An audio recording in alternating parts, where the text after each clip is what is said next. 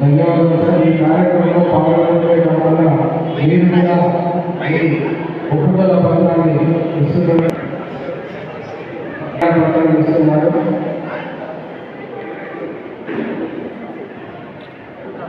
శ్రీమతి గారు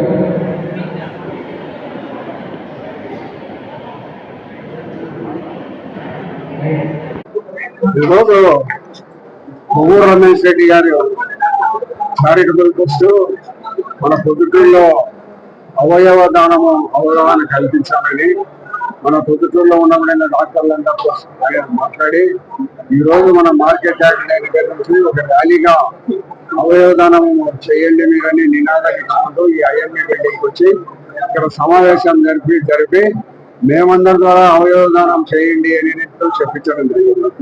ఇదొక మంచి కార్యక్రమం. ప్రభుత్వాలు కూడా దీన్ని ప్రోత్సహిస్తున్నాయి. మాకు పార్టీ మీటింగ్ లో గౌరవ ముఖ్యమంత్రి చంద్రబాబు నాయుడు గారు అవయవ దానాన్ని అవగాహన కల్పించే దానికోసం త్వరలోనే ప్రభుత్వం అన్ని ప్రాంతాలలో కూడా ఈ సమావేశాలు ఎన్ని పెట్టి అవయవ దానాన్ని మనం ప్రోత్సహించాలని చెప్పడం జరిగింది. దాంట్లో భాగంగానే ఆల్రెడీ ఈ రోజు అందరికి కూడా చెప్పడం జరిగింది. నేను మొట్టమొదట ఒకరికి చెప్పేదానికంటే ముందు నా అవయవ దానాన్ని కూడా నేను ఇవ్వడం కూడా జరిగింది. మా కుటుంబ సభ్యులు కూడా అందరితో సంతకాలు పెట్టిస్తాను. ఒకటి చివరి దశలో మనం చనిపోతామని తెలిసినప్పుడు అతని శరీరంలో ఉండి కొన్ని భాగాలు 5-6 భాగాలు ఎవరికైనా కూడా ఆ లివర్ కానీ మన కళ్ళు కానీ మన అవయవంలో ఉండబడిన ఏ ఒక్కటైనా కూడా ఇతరులకు పనిచేస్తుందని తెలిసేటప్పుడు మనం చనిపోయే దశలో అతనికి ఇచ్చిన దాని వల్ల తప్పేముంది? అవతల మనిషి మన వలన కొంతకాలం 15 సంవత్సరాలు జీవించడానికి అవకాశం ఉంటుందనే ఆలోచన మనం చేయాలి.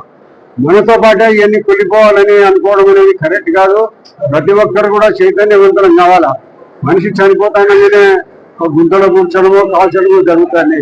ఆ అవయవాలు కాలిపోయిన దాని వల్ల మనకు వచ్చేది ఏముంది? గుంతలో కూర్చిన దాని వల్ల మనకు వచ్చేది ఉపయోగం ఏముంది?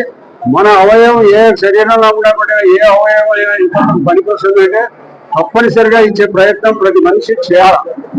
ఎందుకంటే మనం పోతామని తెలిసిన తర్వాత ఎందుకు అవన్నీ చెడిపోయిన దాని వల్ల ఏంటి ఉపయోగం? దయచేసి ప్రతి ఒక్కరూ అవగాహన కల్పించుకోండి.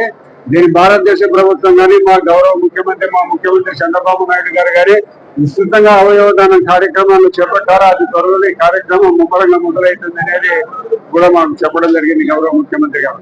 నేను పొద్దుటూరుకి సంబంధించిన ప్రజలకు ఈరోజు చెప్తున్న అందరూ అవగాహన చేయమని, ప్రభుత్వం భవిష్యత్తులో కూడా దీనిని అన్ని ప్రాంతాలలో దీన్ని విస్తృత ప్రచారం చేసి అవయవదానం చేసిన దాని వల్ల మనం చివరి దశలో మనకు ఆత్మసంతృప్తి ఉంటుంది.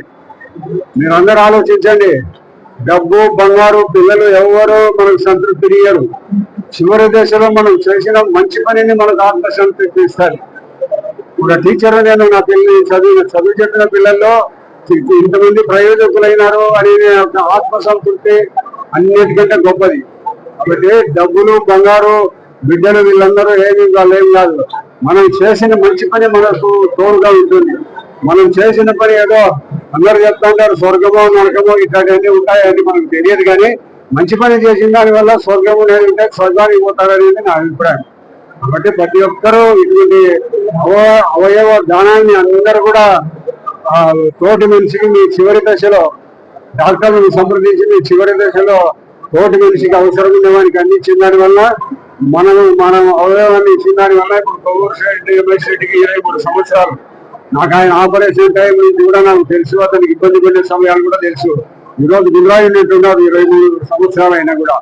కాబట్టి ప్రతి ఒక్కరూ ఈ యొక్క కార్యక్రమాన్ని ప్రతి ఒక్క ఇంకా పిల్లలకందరికీ కూడా చెప్పి బాగా ఎడ్యుకేట్ చేసి కొన్ని సందర్భాలలో కొన్ని అవయవాలు లేని కారణంగా చనిపోయే వాళ్ళందరికీ మనం సహకారం అందిస్తే అతను బతికి జీవిస్తే మనం జీవించినట్టుగా భావించి అందరూ కూడా ఈ అవగాహన కల్పించుకొని మన పిల్లలు పెద్దలు అందరూ కూడా ఇటువంటి అవయవదానాన్ని చేయాల్సిందిగా అందరినీ కోరుతున్నాను.